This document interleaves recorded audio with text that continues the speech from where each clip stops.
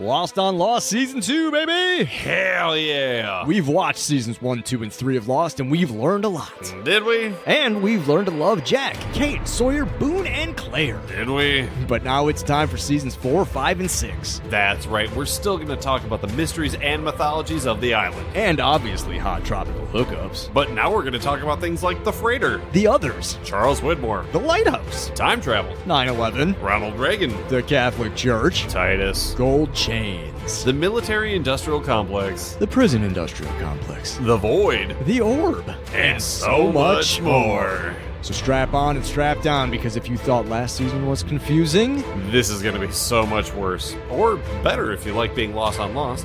Strap on? you heard me. Welcome everybody to Lost on Lost. Hey, I'm JP Russell, and I'm joined as always by a man who always takes pills from strangers, Adam Busher. That's me, baby. Yeah, in this economy, free pills over pharmacy pills all day, every day. Take them while they last. That is, of course, for legal purposes, a joke. Yes. JB, how you doing? Not too bad, but I'm better now than I was even just an hour ago. Great. Because we have a new friend joining us today. Well, a new friend to the show. Not a new friend to me. Oh, so this isn't just like a dude you met at the bus stop and be like, hey, you want to be on Lost on Lost? Well, because I've been doing that at the bus stop. Several of our guests. Yeah, I was going to say, I've been doing that out here with very little success. That's how we got Carter. Please, everyone, welcome to the show, Eric England, otherwise known by some as Eric Egan. Hey, everybody. Thanks so much for having me. I understand it's very confusing that I have two names, but don't worry about it. This piece of shit's got a first name and a last name. Yeah. I feel like I am as much as an everyman as you could possibly get for this podcast. No discernible skills, just an ability to look forward and watch TV. Honestly, that's our qualification. Yeah, and when JP was like, Eric E is going to be on the show, I thought the E stood for everyman, but it turns out it stands for like a bunch of stuff. So, but yeah, Eric, you and I know each other from the days of the Backlot Comedy House in Oshkosh. Yeah, does it blow up your spot for people to know that you used to do improv? No, he only talks about it all the time.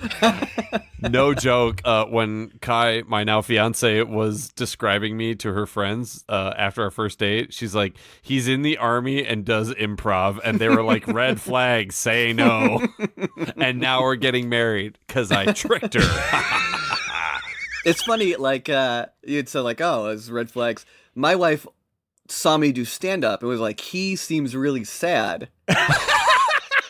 I would love to be with him. I can fix him. That's a red flag for you. No, and to this day, it remains one. Eric, tell us about your depth and breadth of the ABC television program Lost. Have you ever seen it before? Yeah, so I haven't seen anything from season 1. So Okay. I started, I guess, in the very beginning of season 2. And I watched week to week from there. Okay. Okay. All the way through the end. Oh, yeah. Nice. I think a lot of people get really down on TV shows that they care about in the last season. And I'm not that person, I'm just along for the ride. Yeah. I would say that I enjoyed the show for what it was the whole way through. Nice. Sure. What do you like to watch otherwise? Like, what do you watch these days now that that Lost has been off the air for 20 years? Oh, man. It's been hard. It's been hard since it's been off. I watch a lot of old movies. Specifically, they play the Noir movie on Saturday nights on the TCM. Oh, sure. I always catch that. Otherwise, TV shows lately, I've been watching BattleBots and Baywatch. So At the same time, separately, alternating? Next to each other, like a TikTok video. One side's BattleBots, the other side's Baywatch, and so it's just like slow motion jugs and then like chainsaw robot. And yeah, exactly. It's the only way that we can consume media now here in the year of our Lord 2024. I know that there's boomers out there that say like, they're so lazy. All they want to do is smoke weed and watch porn. I'm like, there's got to be more in life to that. If I could just watch Baywatch and BattleBots at the same time, yeah, okay, I get it. It's pretty great. Look, I would happily go on a rant about Baywatch for an hour, but I don't think that's... Some people stand in the darkness. That theme is a afraid banger. to step into the light. Jesus. So fucking good. Eric, you're also a horror aficionado, I would say. Oh yeah, every October I watch 31 horror films I've never seen before. Wow. But it also makes me more reticent to watch horror films not in October. Oh, sure. Yeah. Save them up. Yeah. Save your good stuff. Exactly. But it's been hard. There's a lot of stuff I'm itching to see. Yeah. Well, I would imagine you've sort of, dragged the bottom of the barrel in terms of lots of different types of horror. So you'd be surprised. It's like when people are like, oh, how do you find new movies every year? It's like they make fucking 1,000 horror films every year. Yeah. Sure. It's like I still probably have like 300 movies from the 70s I haven't seen that are at least watchable. Okay. Look, it's one of those things where every time that you turn over a stone, you realize that it's just crawling with maggots, and you're just super excited to see life. I'm going to get a bumper sticker that says that. So in this scenario, the maggots are unwatched horror films from the 70s, and you are excited that there are a lot of them under this rock. 100%, yeah. Okay, just wanted to make sure I was on the through line there. This is great. Do you guys want to talk about Lost? Yeah, absolutely. Let's do it. Today we are going to be talking about What Kate Does. What Kate Does is the third episode of season 6 of the television program Lost. It is the 106th episode of the program overall. It originally aired on February 9th, 2010. 'Twas written by our dear friends Edward Kitsis and Adam Horowitz, and was directed by our other dear friend Paul Edwards. What Kate Does originally takes place on the 6th day after the crash of Ajira 316. JP, yes. Do you have a recap? I think so. Please share with the class. Oh, what's going on? Oh, what's going on is you just drank a cup of poison on the island. I have no clue what the fuck is happening. Jack, Jin, Hurley, and Miles hang out on the set of Legends of the Hidden Temple, while Saeed gets some special treatment from some guy named Dodgen, and his manservant, whose name, I shit you not, is Lennon. He has a name? Yeah, they don't ever say it in the episode, but it is Lennon. I was just calling him John Hawkes. Because it is John Hawkes. I call them that guy with polio that Helen Hunt jerked off in the movie The Sessions. Meanwhile, Kate chases after Sawyer in the woods, while Sawyer chases after his feelings. In the Flash Sideways, we have the most poorly written after-school special about stranger danger I've ever seen. Kids, if someone kidnaps you at gunpoint or shows up to your place of work wearing handcuffs and tells you they've murdered someone, do not trust them. Well, that is unless they're a hot brunette in low-ride jeans, then you can trust her. You can trust her in so fact, hell, you can invite her to the birth of your child. What could go wrong? Let's see, anything else happen? Holy shit, Aldo's back and he still sucks. Let's get into what Kate what Kate does here on Lost on Lost. Oh, what that Kate do indeed. What that Kate do? Nicely I don't know. Nicely done. I think before we started recording, I was sending you a message earlier, JP. I was just like, I don't know why they called this What Kate Does, because I don't think big picture the episode has a lot to do with her. I mean, we kind of see everything that she's done up to this point, just mega condensed into one episode. It's just all of her same tropes with no focus. Yeah. But we'll get into it. Starting off at the temple. What them feet do. Yeah, some barefoot dude in a hurry tells another barefoot dude he's alive. He is risen. Our Christ, our Savior, the Christ Lord is risen. Here in this temple, we will eventually see some more of the temple in the few episodes that surround this one. We haven't seen a ton of the beginning of season 6, and there's this little mini temple arc in the beginning of season 6 that has to do with the end of the incident, the timelines all recombobulating themselves. Saeed's resurrection, praise him. Saeed probably looks more like Jesus than the Judeo-Christian version of Jesus. Look, I'm gonna be honest. I mean, he looks so good in this episode. He probably always looks good. I haven't seen him in a while. Yeah. But like, God, that man is just smoldering. I don't know if getting shot makes you look like that, but Jesus. I was into it. Listen, almost exactly what my fiance Kai had said. She's like, "Oh, what happened? Did he get shot with a Handsome bullet? Like what?" Look, Jesus probably looked as good as Saeed, and that's why Christianity exists today. Yeah, That's exactly. fair. Why did you end up worshiping this man? Look at him. He's a babe. Gee, pars. Yeah, Jack, Hurley, Miles are tending to recently resurrected Saeed. Saeed's alive. One of the last times we saw him chronologically, he was dying. He's fine now. The wound is almost healed. Kate and Sawyer are watching this happen from the other side of the room. When they were brought in here, he was unconscious. So he's feeling caged in. He's carrying some other baggage from some other shit that's happened. Really seems to hate Saeed. Yeah. Yeah, it's really judgy. Because he's got that line here. He's like, of course he's alive. He's a Republican Guard torturer and he shoots kids. Why doesn't he get to come back to life? Of course. Right. And so it's like, are you mad at him or are you mad that your girlfriend's Who dead? is this really about? What is this really about? Was Juliet a torturer who murdered No, kids? I don't know. I Juliet- don't remember. I only remember her tank top. She was a very sweet lady who's not the best baker and also doesn't have the best taste in books. Well, she did also play into the death of several women and babies, though. That was weeks ago. Yeah, so Sawyer's like, fuck this, I'm bailing. Like, there's I can probably get out of here. This scene sucks. Yeah. It's like, goddamn, Sawyer must know how thick his plot armor is. That he's just pointing a gun at a room full of people with like automatic weapons. He's like, hey, you guys can't hold me captive. Like, he must know.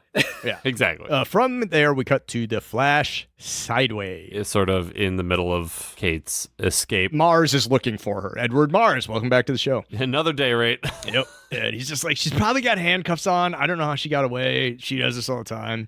And then he sees her. He's like, oh, and then like she gets away. He's just got such Elmer Fudd energy. Yeah, he's such just an trying idiot. to catch bugs. Like and sucking at it. Like she always gets away. But so she's got a gun, and so she just like GTA's a cab and Claire's in it. All the things that go wrong, like, there's a guy whose butt is in the way. It's Leslie Arts. Oh, Dr. there's Arzt. a red light. I can't go through a red light. Like, go. I was so happy during this scene because they had the like chase music, like dun dun dun dun dun dun dun dun, which I guess for like pregnant Claire and the taxi cab driver, this is very stressful. Yeah. But as a viewer, I assume I'm following Kate. Right. And Kate is not even being chased by the cop. No. We don't see him again.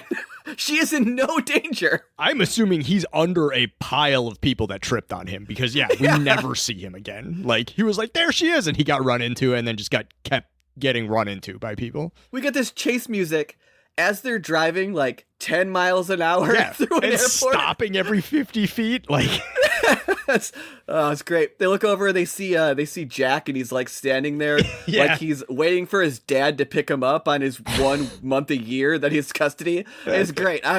Every part of this made me happy. Mars has been slipping on one singular banana peel like a Scooby-Doo villain for 5 straight minutes. just and keeps stepping into rakes. And Kate just can't get away fast enough. Yeah. We also get the guy who's like, hey, I'm walking here. Yeah. But you know what he's not doing before that? Walking. Yeah. You know what he doesn't do after that? Walk. Yeah. He's like just trying to put luggage onto a dolly. There's no walking involved. This was art, and I don't care what anyone says. It's perfect. It was perfect. No notes.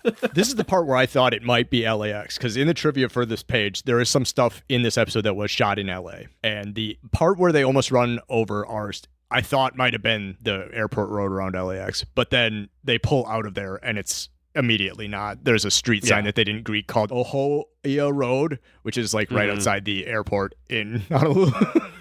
But there is some stuff in here that between Kate and Claire that was shot in LA, which is interesting because they didn't do that a lot. Eventually the cabbie just bails. He's like, I'm out later. Which I love that too. It looks like he's doing the math in his head of whether or not he's going to get shot trying to escape. And he's like, you know what? I'm overweight. I'm unattractive. I drive a cab. If she kills me, I'm dead. If I live, I'm no longer in this cab with Kate. Win-win. I don't gotta outrun the brunette with the gun. I just gotta outrun the pregnant lady. Yeah. But like he starts running and he's doing that like I'm out of shape. I'm holding up my tits with my hands running. and then they cut to like the wide and you can't see him, and then you see him again and he's like running with like one hand over his head. Yeah. It broke me. I was so excited about it. It was running like Steven Seagal. It was great. But Claire's about to be like, "Can I get my luggage?" when she gets kicked out. Yeah. Was she going to try and get her luggage out? Before she was allowed to leave? I wonder. Yeah. She like just jumps out and then like goes around to the trunk. Hey, like pounds on it. You brought the trunk. This is fine. Just let me out here. Yeah. Yeah, eventually Kate just does dump Claire out, like after like a couple of times not letting her go. She lets her go. Cut to the temple. Miles has got a great one-liner here, one of his only lines in the episode. And so as you can see, Hugo is taking a leadership role, which is just great. There's a bit of a standoff here between Dogen and Jack. Jack is like, what the fuck, what's up? And Dogen, through his translator, Lennon, John Hawkes, is just like, we needed to talk to Saeed. We're going to talk to him. Once we talk to him, we'll talk to you. And Jack's like, you're not going to tell us anything. And Dogen's like, you're really smart. And then he has the guards seize them. Sawyer uses the confusion and his gun to leave. Well, and that's the thing. It's like in the kerfuffle, he probably could have just dipped out, but he was like, hey, everyone. Bam, bam. Just so you know, I'm also leaving. It's like, you could have just dipped, my dude. I love that Ra's al Ghul tips his hand here, where he's like, I definitely speak English. Please don't leave. John Hawkes has absolutely no function. Especially with how he like reveals later, like he speaks Japanese to separate himself. It's like, is this a new reveal to the guards as well? Who are like, what the fuck? This motherfucker speaks English? How many years have they been living on this island with this man? I've been talking shit about him while he's in the room, not thinking he could understand me. He bails. Lost card swoops through. Dude. So we cut back to like, okay, all of our friends being like corralled up by the new others or whatever. And like everyone's clearly like, being corralled in. Like there's no more fighting. They're all just getting shuffled around. Yeah. And fucking Mac from Always Sunny yells, hey, calm down. Everybody calm down. And then sticks a gun in Jack's face. It's like, you are 10 minutes late to the fucking shootout here, pal. Yeah, all those back. The others want to know where James went. Yeah, it's like, where'd he go? I don't know. I'm here. I was with you guys when he left. There's 7 places to go on the island. Probably one of them. He's at the Pouting Pond or the Brooding Bush. Or the Brooding Bush, or the barracks, or Survivor Beach, or the cabin. Or the mass grave, or the other mass grave. Yeah. This like whole Sawyer thing reminded me so much of like an episode of Full House where like Uncle Jesse or Mary Kate and Ashley's character would just storm off and then someone has to come and say like, hey, we still love you. Yeah. We're a family here. Well, yeah. So Kate parlays and is like, I'll track him down. And they're like, what makes you think you can? She's like, I know how to find him. No, she says, because I thought this was, I don't know if there's a commercial here because I didn't have commercials, but this was such a good lead in to the Sideways. Mm-hmm. She says, and I quote, I can be very convincing when I want to be. And then they cut to her pulling a gun on a man who would have helped her no matter what.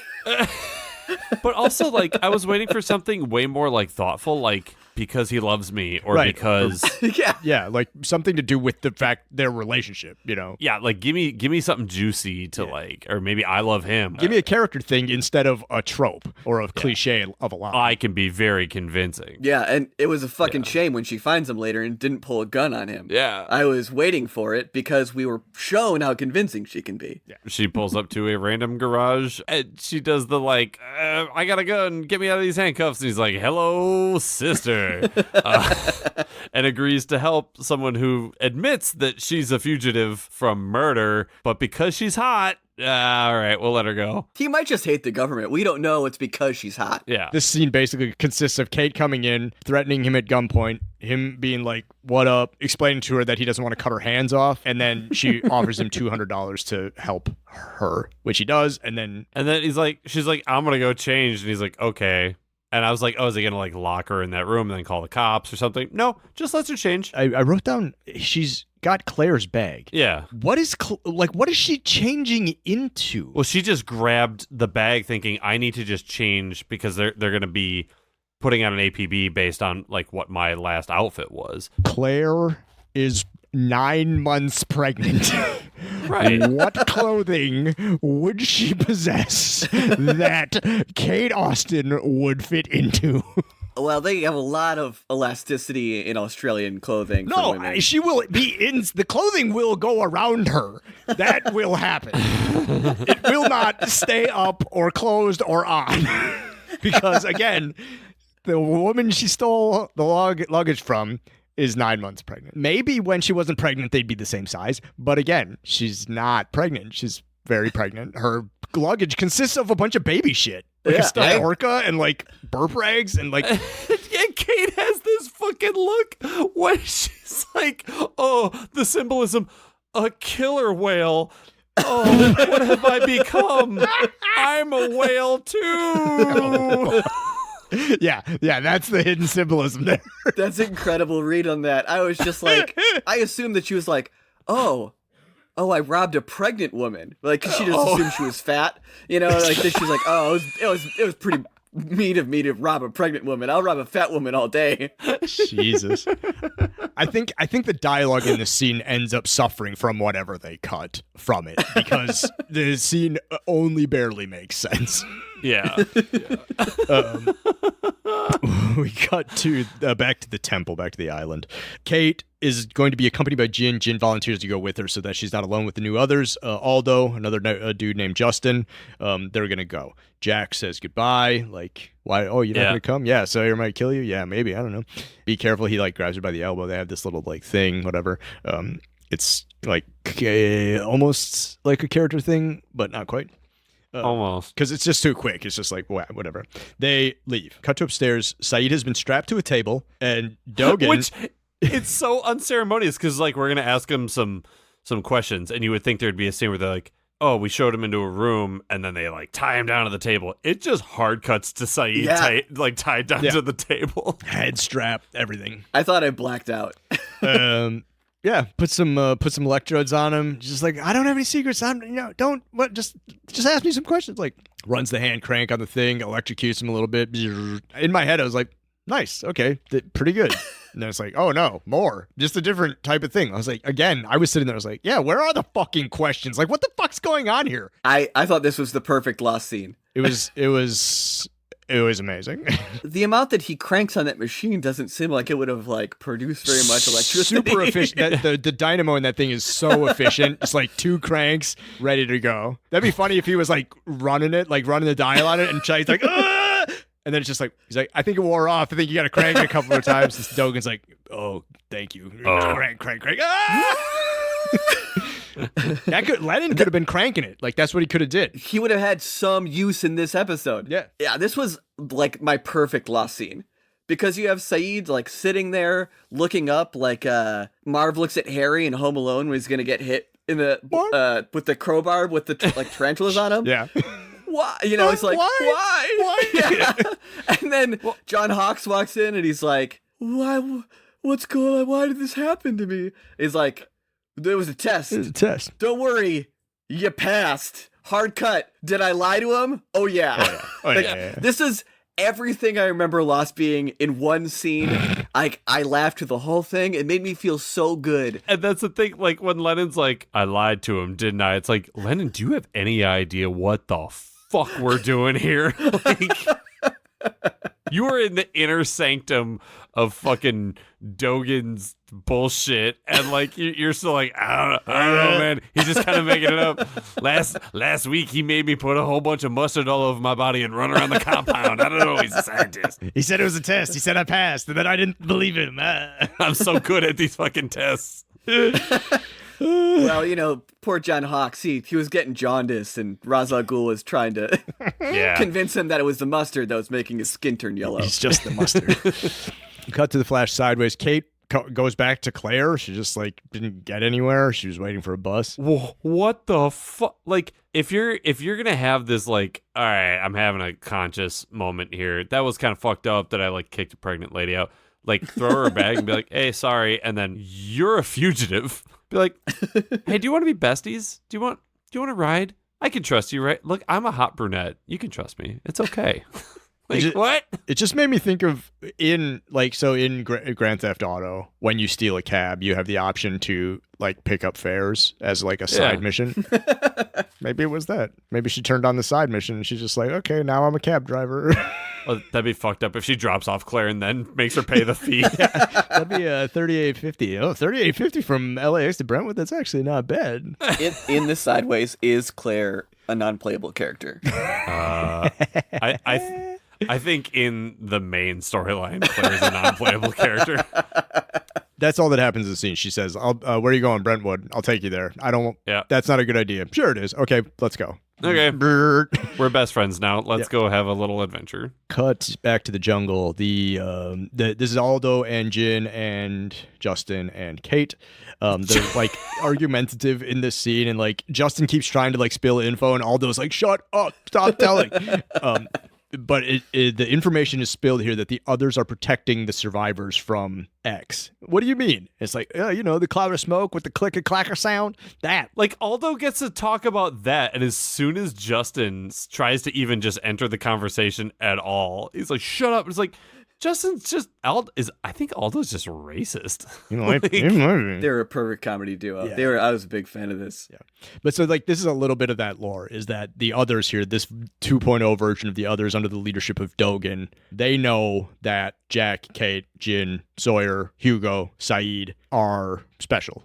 They're this thing. I feel like part of protecting somebody or something is to give that person a sense of comfort in the protection. And these people are doing like the worst job of making them feel bad. Like protected or safe. They're pointing guns at them, always cursing at them, and just it's crazy. To be fair, I think what you said his name was Justin. I think Justin was doing a good job. Justin's the only one. The only one. Justin seems great. Yeah, Justin actually seems like kind of an okay dude. It's a shame that Kate tried to murder him with that pile of rocks. He didn't deserve that. Yeah. Justin's like, he stops Kate from tripping a tripwire. They're like, oh, I think that might have been one of Rousseau's traps. And they're like, that can't be. Rousseau's been dead for years. Like, there's no way any of her traps are still out here. It's like, I didn't realize traps had expiration dates on them. Like, she could have set that 5 years ago, died 3 years ago. Nobody walked over here. It's just fine. Aldo was pissed that he even was bringing that up. Yeah. Don't even tell him about Rousseau. We fucking know about Rousseau. We pal around with Rousseau all the time. She showed us how to get dynamite. Her and Saeed had kind of a crush on each other. Like, Rousseau is chill as fuck, actually. You're a hater, Aldo. And then we get here why Aldo's being such a dick. For 3 years, he's been carrying a grudge against this petite brunette woman who... You don't even remember me, do you? When she was under his lock and key, she fucking punked him and escaped. And so he's rattling off this tale and being all salty about it. And in the middle of his rant, she punks him again and escapes. You don't remember me, do you? Audience. You hit me in the head with the butt of your rifle. Like this? Clang! Wham! Like, I get it. A physical assault, it sucks. But he made it seem like it hurt him in some way, right, like in his career. Yeah. Like he's like, because of that, I had to stay security guard, and that's why I'm still security guard for 3 years. I could have been. I've been on latrine duty since then. I was in the running for Lenin's job, and because they just remembered the time that you got away, and so I didn't get it. I can pretend I speak Japanese. But yeah, they get her and Jin get away. What if getting a hand job from Helen Hunt is what cured his polio in Sessions, and that's how he became Lenin? Guys, it's such a bad movie. Anyways, we cut to the temple. Back to the temple. Saeed is dropped off back in the pool room, get him some water or whatever. Jack's like, gives Saeed a little once over, and then he goes over to talk to Dogen, because earlier he was like, I have some answers. Dogen did say, I'm going to talk to Saeed, then I'll talk to you. So Jack's like, I'll go talk to him. Okay, yeah. Let's do that. Yeah. Jack heads up into Dogen's office. They talk. Lennon is in the corner reading a book in the way that nobody reads a book with one foot up against the wall, like he's in the Sharks and or the Jets. But instead of holding a cigarette or flipping a quarter, he's reading a book. Saeed is infected, for lack of a better word. With hotness. Yeah. And so like Dogen is making him some medicine. Dogen makes a little pill in a mortar and pestle. He gives this to Jack. He's like, give this to Saeed. He needs to take it willingly, otherwise it won't work. Because that's how medicine works. Dogen's holding it out to him like one of those guys in the food court trying to give you orange chicken. Yeah. It's just like, I don't want it. I know this has been under the heat lamp for the last 2 hours. When you say it like that, it sounds pretty good. Things that sound pretty good. Hand jobs from Helen Hunt. Orange chicken under the lamps. Yeah. And then, like, I love that Dogen follows that up with convincing Jack to take the pill, talking to an alcoholic who just, like, has all of this, like, hero complex on him, where he's like, you know, like, people have died because of you, blah, blah, blah. The world revolves around you, and, like, you could do something here. This is a chance to redeem yourself. Yeah, it's like, it's such a good manipulation that then doesn't come back at all. It's like, oh, this guy has it. And then, like, we have later scenes, I'm like, oh, maybe he doesn't. Maybe he just got lucky. It's an interesting thing about, like, Jack's character development. Maybe this line might have worked on him in the past, but where he is in season 6, it doesn't. We have a quick commercial. We cut back down to the pool room. Miles and Hurley are asking Saeed about the afterlife. Just some we gotta fill a few more seconds in this episode. Jack says he needs to have a private conversation with Saeed. Hugo has the best line. Private conversations weird me out because they usually end up in making me do something I don't understand. Yeah. And he's 100% right. But then, Miles is like, no, it's fine. We'll be in the food court. We're in prison. Jack talks to Saeed, tells him about the pill. Saeed is willing to take the pill. Jack's like, I'm not the one who saved your life. They did. And it's like, it doesn't matter who saved my life. It matters who I trust. And I trust you. So if you tell me to take the pill, I will take it. Right. What do you think, bud? I don't have many opinions on this. I think it's a cool character moment between Jack and Saeed. Because we don't see the two of them interact a ton. Because Saeed should have been the main character of the show.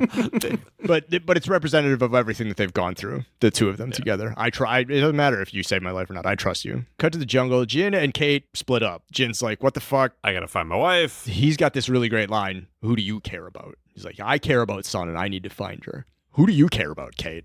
And she's just like, good luck, Jin. She gets all sassy. And it's like, who do you care about? But at the end of the day, we don't really give a fuck about the people at the temple, so bye. So flash sideways. Oh, what do you think about this neighborhood? What happened to your handcuffs? Do you like my shirt? What do you think about birds? They get to the house. Claire doesn't want to go up there alone. She's very afraid. This isn't how this was supposed to go. She was supposed to be picked up at the airport by the couple. The couple that was supposed to be adopting her child. So she asked Kate to go up to the house with her. She doesn't want to go alone. Woman who took me hostage at gunpoint a few hours ago. Will you go up to the door with me? Okay. I mean, she doesn't have anything better to do. All right. They go up to the door. The woman is in tears. And she's like, I'm very sorry, but my husband left me. And so, like, I can't adopt your baby because I don't want to be a single mother. I feel like that would be really, really hard. And Claire's like, who the fuck are you talking to? That's the whole reason I was going to give you the baby. Like, yeah, being a single mother is probably hard. Yeah, right. But is there no paperwork behind this transaction? Did you not already sign an agreement? Is there not something right? Where's the adoption agency in all this? Like, yeah. And honestly, because Sawyer storming off earlier in the episode already put me in like the Full House headspace. Yeah. This felt like it was a soft spin-off launch for like Kate, Claire, and this crying woman raising Claire's baby. 3 women and a baby. 3 women and a baby. The original 3 men and a baby on the island was Michael, Locke, and Charlie, I think. And then they had baby Aaron. So now there's the female. That is Boone. Boone. Locke, and so Locke and Michael and Boone raising baby Aaron. Now the female-led reboot of 3 men and a baby. 3 women and a baby. Kate, Claire, and sobbing Brentwood woman. As long as she's sobbing in every scene of the series, I would watch it. Case just pulls the gun on her and does the Captain Phillips, like, look at me. I'm the husband now. Like, the stress of all of this sends Claire into labor. Come back to the barracks. We got to the barracks. Kate's walking through the barracks. It's looking a little disheveled. Yep. You know, the grass is a little overgrown or whatever. And she walked past the white picket fence that Alex is buried under. Yeah. But part of the fence is knocked over. And I'm like, oh, she's loose. Zombies. Kate goes over to Juliet's old house. And Sawyer's in there ripping up the floorboards, trying to get to something. He gets to a box. He's sitting sadly on the bed. Kate goes to leave. And as she's walking away, she makes the floorboards creak. Sawyer does this wild swinging move to stand up, and I was like, holy shit, he looks drunk as hell. Racks the gun and then holds it bladed like one hand. Yeah. And I'm like, everything about that's wrong from a firearms perspective, but okay. But everything's awesome about it from an awesome standpoint. Look, he's a good guy. He doesn't want to kill the person. He just wants to scare them into not killing him. Tell me who you are. I'm just going to start blasting. Me at the grocery store every time they're out of Cherry Garcia. Cut to the flash sideways. Kate and Claire pull up to the hospital. They get out. A cop arrives just about the same time, and Claire's like, come with me. And she's like, absolutely, I will come with you because I'm not going by the police. And just abandons the taxi. Yeah. Doesn't even park it. Because, again, that's what you do in GTA when you're done with it. Just leave it. Right. They go inside. They head to OB triage, which is where they deal with women who are going into labor unexpectedly or in an emergency situation. The nurse is doing their best to calm everybody down. Kate is like, this nurse isn't doing enough. We need a real doctor. And so she walks out into the hallway and she finds first white man she sees. the closest tall lab coat. Taps him on the shoulder. Says, excuse me, are you a doctor? We need some help over here. And then like my screen started to go like, it's like staticky and like it got the Matrix lines on it. And like all of a sudden like my ears started to hum and my nose started to bleed. Turning around, you can tell he's not moving his feet. He's just hovering and rotating to face her. Welcome back to the show. Childhood repressed memory, local unknowable horror, Eldritch horror, and OBGYN, Dr. Ethan Rom. Oh, man. Except here in the Flash Sideways, he's known as Dr. Ethan Goodspeed. And he's got nothing going on. He's like, oh yeah, I can absolutely come see a patient, random woman. Actually, that's where I was headed next. I have pathological demand avoidance, so now that you want me to come in there, even though I was going to do it, I don't want to. But yeah, he comes in there. He's all smiles. He's like, all right, everybody calm down, relax. Here's the thing. 36 weeks, baby's coming. 8 centimeters dilated. How did he know that she was 8 centimeters dilated? He didn't look. Did somebody tell her that? He's good at speed. He can sense it. Also, 8 centimeters, that's like you are in labor at 8 centimeters. But yeah, so he's like 36 weeks, baby can be here. She's literally 9 months pregnant.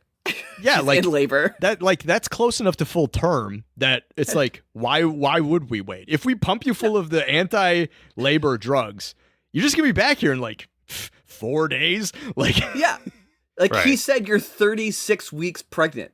That is exactly 9 months. Also, she says, oh yeah, I'd like to not be in labor anymore. I don't know if her plan was to like go and find someone to take her baby, and like her best friend back in Australia, Jacqueline Kangaroo, told her that carrying a baby is easier in your stomach pouch. Yeah. Like, I mean, I don't know what's the plan. I do believe that is her plan. We do see in a later episode that she does go to an adoption agency. So I think that's the plan.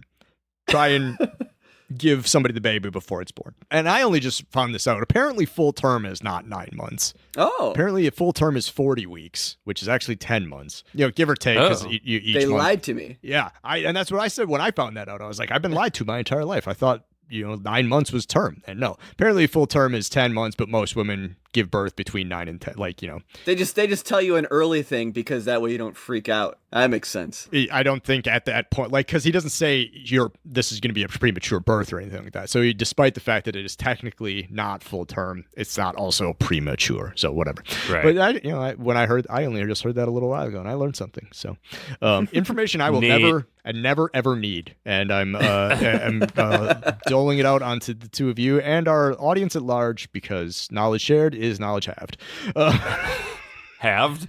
Doubled, whatever. The baby's fine. Yeah, we get that scene where we get a scare. Yeah, the alarm goes The off. machines make noise. Yeah, the like the flatliner noise. Beep. Oh my god! Let's do an ultrasound. Nah, the baby just moved, and she shouts, "Make sure Aaron's okay," or something like that. And he ultrasounds her, and he's like, "I think Aaron's gonna be a handful." It's all really neat. The baby's fine. Claire and Kate are holding hands, and I don't think either one of them realized that they were doing it. I think that Kate probably instinctually did it to help calm her, and Claire reached out because it was just like sort of this human thing, whatever. That actually a little, ever so slightly, like got me just a touch, because again, you and I, JP, we have all this other extra context that Eric, you don't have. But I've forgotten all of it. But we know these characters care about each other. We know that when Aaron was born the first time that Kate was there, and so like there was all this stuff for me. And so, like, to see the two of them, despite the fact that here in the Flash Sideways, they don't know each other yet, there's still this comforting presence to one another. That got to me a little bit, just a little bit. Not like a lot, but like a little. I didn't even notice. And why would you? Cut to the barracks. Kate and Sawyer are sitting at the subdock. Kate explains to Sawyer why she came back. She needs to reunite Claire with Aaron. I never should have followed you. Which time? It was my fault. No, it's my fault. Yeah, Sawyer's like, she was here on the subdock, and I convinced her to stay on the island because I didn't want to be alone. Oh, I do have one note that when he was digging up the floorboards, I thought he was going to pull up a copy of Jugs. Hell yeah. Fucking half a pack of Pall Malls. 3 Dharma light beers. But it was an engagement ring, and then he throws it in the water. Yep. Where did he get this engagement ring from? That's exactly what I'm saying. It's from the shoebox. Well, but no, that can't be an answer. Did he come to the island with an engagement ring? Did he get it off a corpse? Did he make it? Oh, there's a jewelry store in the barracks. There's a K Jewelers. One of the things that Dharma drops off in those giant crates is rings. Yeah. I was going to say, he probably had to pull it off of a dead body. Like, in the way that this life ended, I'd like our life together to begin. Ooh. Oh, the finger stayed on. She meant nothing to me, sweetie. Got a temple. Dogan spinning a baseball. Jack, what's that? A baseball. Professional writers wrote that.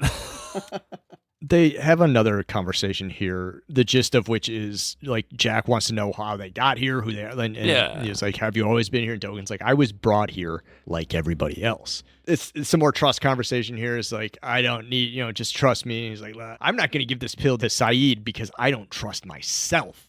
Ha! Then he takes the pill.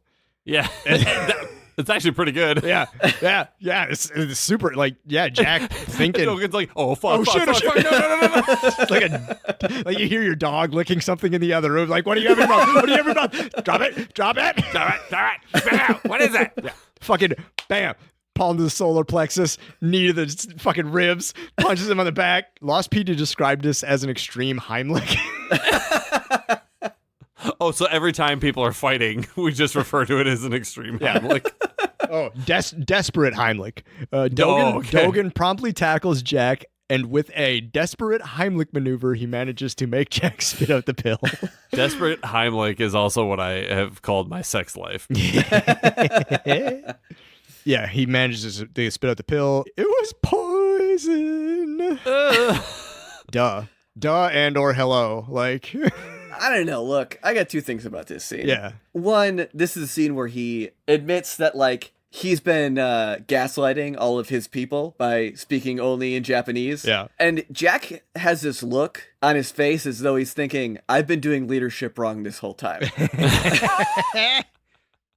And so, like, when he says, like, oh, it's poison, but, like, I'm not a doctor. But, like, isn't the line between medicine and poison pretty thin? Like, it's all about dosage. It's all about dosage. Every type of medicine is a poison if you take too much of it. Yeah, he's like, oh, what is this? Poison. That's not an answer. It's like, still not an answer. Yeah. Too much aspirin will rot the lining of your stomach.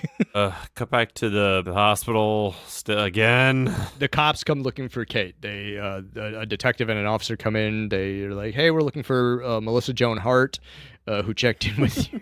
Claire covers for her. She's like, oh, that was just the cab driver. She dropped me off. She left as soon as she dropped me off. So, yes, she was with me, but she didn't stay. She's not here. And the cops are like, oh, dang, mister. And then they fuck off. Well, let's close the book on this mystery. And, I mean, big picture, it's not their problem. Like, this is Edward Mars's problem. And so, like, I can see a world, especially in a police procedural television world, where a Fed calls the LAPD or the Orange County PD or the LA Sheriff's, whatever department that is supposed to be existing here. And they're like, oh, yeah, we'll take a look. And then they just like, fuck that. Fuck the Feds. Like, I can see that. Right. That in television police procedural world, that makes total sense to me that these cops put in a half-ass job here. So the cops are like, big picture, a cabbie got robbed and his cab is missing. Well, we found the cab. Yeah, That's it. and we found the cabbie because he just ran away. Like, we found him too. So the cops fuck off. Kate comes out of the other room. She could have just been standing in the room facing the wall, and they were like with like a lampshade on her head, and like, yeah, that's that. yeah. But she comes over there. She's like, "Well, thanks for not turning me in." And Claire's like, "What'd you do?" And she's like, "Would you believe I was innocent?" And he's like, I don't know you. Sure, Right, and also, yes, you're innocent for the death of your childhood boyfriend or whatever. You still killed your stepdad with a stove. right? Yeah. Would you believe me if I'm innocent? Well, it depends on which charge. Because one of them you're absolutely guilty of. And they play this so earnestly. Yeah. What Sideways Claire hears is, would you believe I'm innocent? Of what? Right. Of what? Sideways Claire saw her commit 20 times today. Right. She's known her since like 9:45, and she's seen her commit 20 crimes. Yep. Yeah. Innocent of what? False imprisonment. Fucking brandishing a firearm. In possession of a firearm as a convicted felon. Grand Theft Auto. She can't conceal and carry in Los Angeles. Fleeing a federal officer. Gave a false name at the hospital. Yeah, a bunch of stuff. Claire being like, of course I believe you in this scene, but it really made me think that the baby daddy like told her he was going to pull out, and she was like, I believe you 100%. Claire gives Kate her credit card. She's like, hey, there's not much money on this, but this will help you hopefully continue to keep escaping. As long as I get to keep all my Southwest points, please use this credit card. Yeah. So they say good luck and goodbye, and they fuck off. We quickly cut to the barracks where Kate fills up her canteen and Sawyer goes home, and then we leave the barracks. Yeah. I don't know why that was there. Because we need to fill time in the episode. They cut scenes from that garage. To put and that they're in like, there. well, Yeah. shit, we cut too much. Yeah. We overcut the Jeff Kober mechanic scene. Now we need something. Yeah.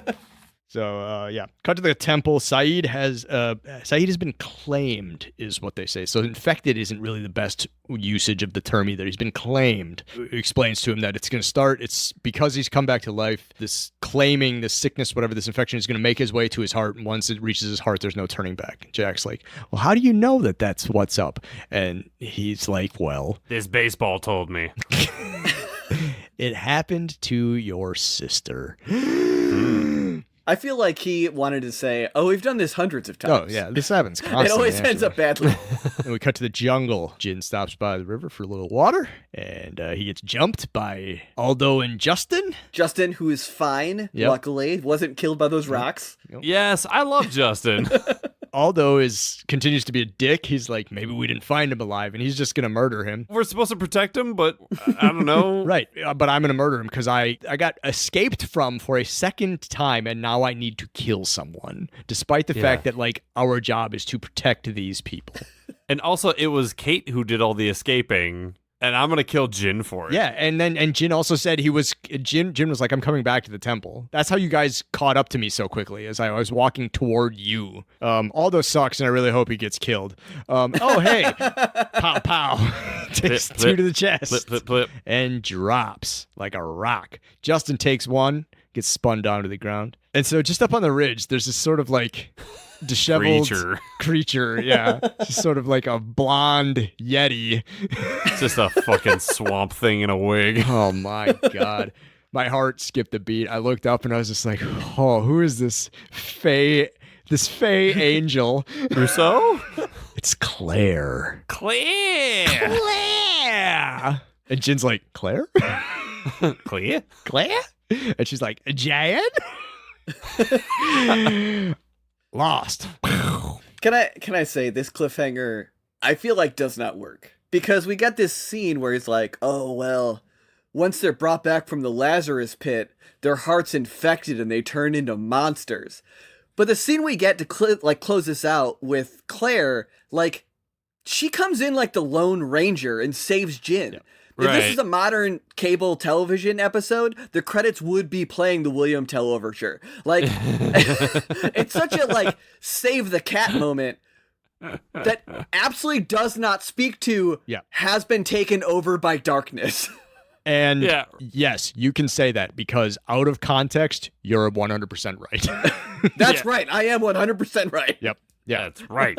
Within context, this is Claire's first appearance on the island since season 4, episode 11, Cabin Fever. She's been missing for a literal year and a half of chronological time. She appeared in a couple of scenes in season 5 off the island. Wow. Or not in Not, I think it was probably just in archival footage. That's crazy. Yeah. So within the context of the show, her popping back in like this is, I think, pretty awesome. Yeah, it's awesome, like the Lone Ranger showing up and shooting a bad guy. Because again, yeah, like you said, Dogen said, "Oh, she's consumed by darkness," and she whacks a dude we hate. Okay, then I hope more people get consumed by darkness, and all the people that suck get lit up. Like, that's awesome. She's consumed by hate. She's wearing a flannel and just has kind of messy blonde hair and holding a gun. You're just describing Kurt Cobain. Anyways, Jesus, she was great.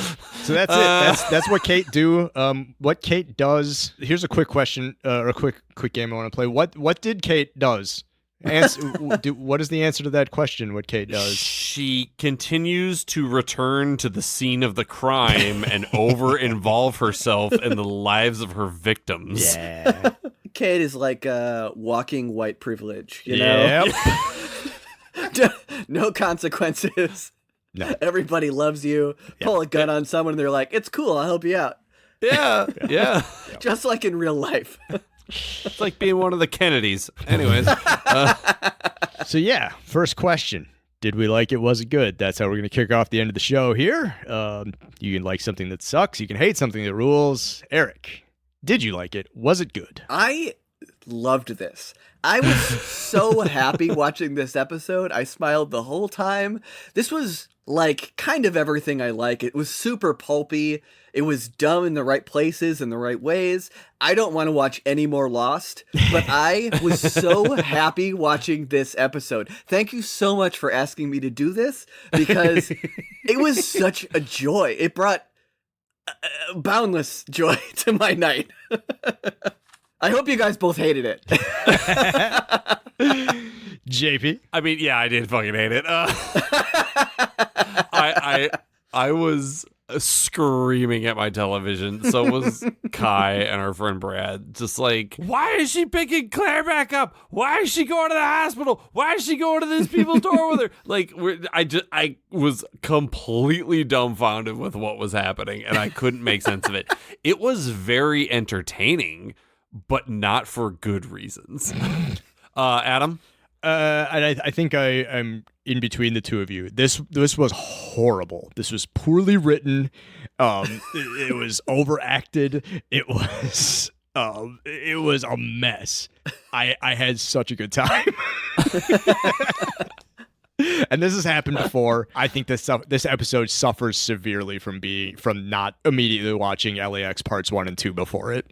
Sure. The lack of context here makes this almost unwatchable. That said, I thought it clipped along. I thought there was some dumb stuff in it that made me laugh. I thought there were a couple little decent character nuggets in there. Again, I thought Josh Holloway, the couple of scenes he had in this, I thought he fucking killed. I thought that was some of the best stuff I've ever seen him do. It's a sad example of fridging because we get this emotional journey based on the death of a female character, so it's like lame. That, but he killed it, especially in the subdoc scene. So yeah, a little bit of a rainbow. Loved it, hated it, bad, liked it, regardless. Next up on the docket, we've got one of our favorite segments. They're all, I mean, we've only got 3 segments, whatever. They're all good dogs, Bruins. Lost MVP. Who was running the show? Who is killing it? King or queen or non-gendered monarch of choice for this episode. No memories, no context. Lost MVP. Eric, kick it off. I guess my MVP was the cab driver. I really enjoyed all of my time with him, from him running away with his arms in the air, to him saying that he couldn't run over a man, picking up luggage. Everything with him made me really happy. I actually rewatched the beginning half of the episode so I could watch him again. Because I wasn't sure if he left the cab because Kate told him to get out, or if he was fleeing because he has a laissez-faire attitude to being shot. And he had a laissez-faire attitude to being shot, and that is why he made me feel so much joy. He was my MVP, no question. Outstanding choice. Good Perfect. Pick. JP, how about you? Justin's just trying to be helpful. Justin's just out here trying to, like, be a member of this community and kind of be like what we're saying the others should be to our candidates or whatever. And he's getting shut down at every turn, but he's still just trying to be a guy, you know? Without Aldo, is he allowed to spread his wings and fly like a beautiful butterfly? Excellent question. Hopefully we find out. Okay. Adam. James Sawyerford. Fair. Again, fridging is lame, but I believe that he's still having a really hard time processing the grief that comes with the loss of his love, Juliet. And then being confronted with his ex-girlfriend trying to help him, probably not making it easier. Yeah. I don't know if a hand job can cure polio. Maybe some over-the-pants stuff could cure grief. One way to find out. Yeah. I'll tell you what, why don't we try it, see what happens. Other side of the coin, who is out here bugging up? Who is just hacking their way through this episode? King Suck of Shit Mountain, lost forever. Eric, kick it off. I've already forgotten what you guys said his name was, and I have no actual reason to hate this guy. But John Hawkes, every time he was on screen, he gave me such bad vibes. I just hated seeing him, finding out that he was completely useless in the organization. Yeah. Everything about him just made me hate him. And I usually like John Hawkes and stuff. I think he's a good actor. Sure. I think he makes good choices. This was a character that sucked, and maybe I just hate John Lennon. I don't know. But fuck John Hawkes in this episode, whatever his dumb name was in this dumb episode. Totally. Yeah, Lennon, yeah. JP, lost forever. You already know it's going to be Aldo. Like, if my MVP is Justin, Aldo is just being a prick. That's just, why bring him back? I was so content and at peace forgetting that he was in this show. And then he comes on screen and I'm like, God damn it, you're back. Ugh. Go away, Aldo. Aldo. Yeah, that's a good one. One. Adam. Kate? Yeah. Like you've said before, the only reason to beat a dead horse is the sheer pleasure of it. Yeah. Like, she's the world's worst fugitive. Like, run. You've escaped. Now run away. No, this is what Kate do. This is what Kate do, and it's be bad at being a fugitive, being bad at being on the lam. She can always get away once she's been caught, but once she's on the run, she's terrible at it. I can see her sitting on a subdock with Edward Mars, and she's like, the reason I don't run is because I don't want to be alone. Stupid. Honorable mentions to Aldo, because Aldo was a colossal piece of shit, and I'm glad he's dead. And then additional honorable mentions to Detective Rasmussen and Officer Wesley from the Los Angeles Police Department. Y'all suck at your jobs. I know that you probably don't want to help somebody outside of your jurisdiction and all that stuff, but like, check the other room. She was in the bathroom. The fugitive was literally the other side of the wall. She was right there. Eric, thank you so much for taking the time out of your busy schedule to join us here on Lost on Lost. As I said earlier, I was so jazzed to do this. This episode brought so much joy to me. I want to thank you guys for allowing me to experience this, because I never in my life would have chosen to watch this on my own. That's kind of why we're here. But thank you, Eric, for joining us in this. Yeah, it was an absolute pleasure having you. Eric, is there anything you want to plug? Sure. Can I just plug businesses? Yes. So my wife runs a bakery, Sweet Terra Bakery. Oh, I thought you just meant the concept of businesses in general.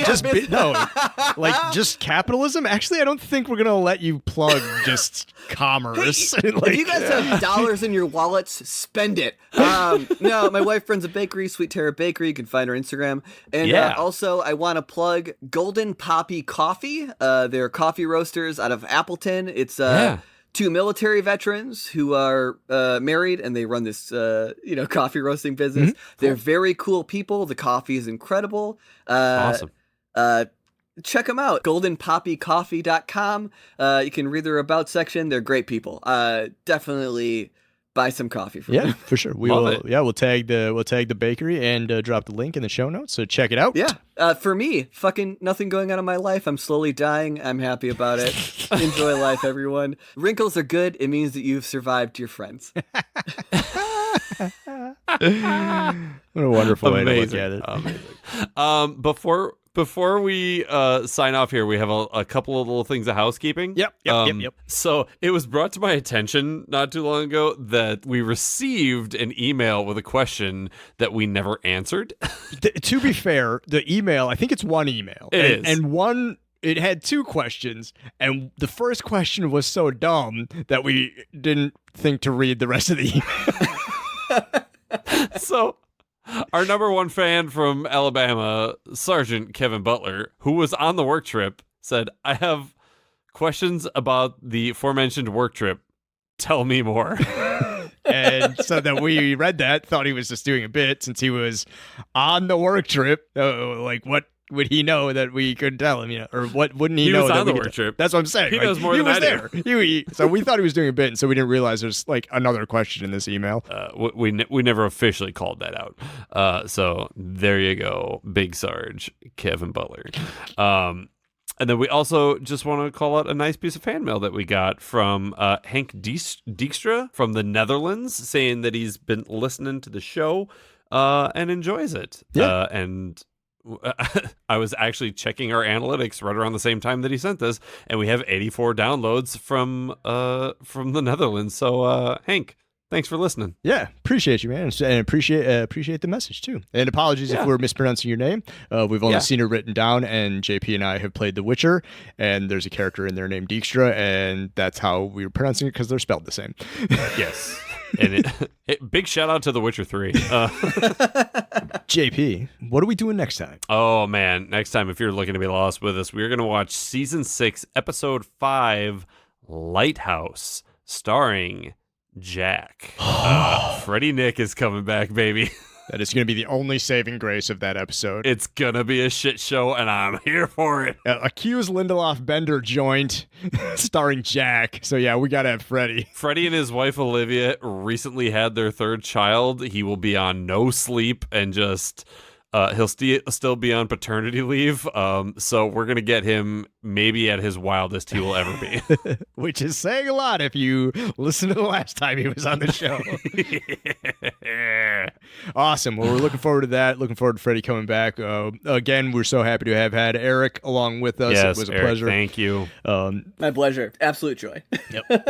I want to say thank you to JP, and I want to say thank you to our audience for sticking around and listening. We love doing the show, and we love it when you guys let us know how much you like the show. It really warms our hearts. It warms the cockles of my heart. Yes, and thank you, Adam, and thank you, everyone out there, for tuning into this episode of Lost on Lost. I'm Adam. I'm JP. Do you have any idea what is going on this show? No. Me neither. Lost on Lost is produced and edited by me and JP. We wish to acknowledge that we live, work, and produce our show on occupied land. Burbank, California is located on the traditional tribal lands of the Tongva, Chumash, Kizh, and Fernandino Tataviam peoples. Milwaukee, Wisconsin is located on the traditional tribal lands of the Peoria, Potawatomi, Miama, and Ho-Chunk peoples. And Lost was produced in Hawaii on the lands of the Kanaka Maoli. Visit native-land.ca to learn more about the land you live and work on. You can engage with us on IG, Facebook, and Twitter at Lost on Lost 1. You can also email us at wearelostonlost@gmail.com or support us with dollar monies at coffee.com/wearelostonlost. Thanks to Lostpedia and its community of contributors, Danny Schmitz, random.org, and as always, you the listeners for tuning in. We're hosted at Podbean. You can hear us there or wherever you get your podcasts, except MySpace. We're not on MySpace. Yet.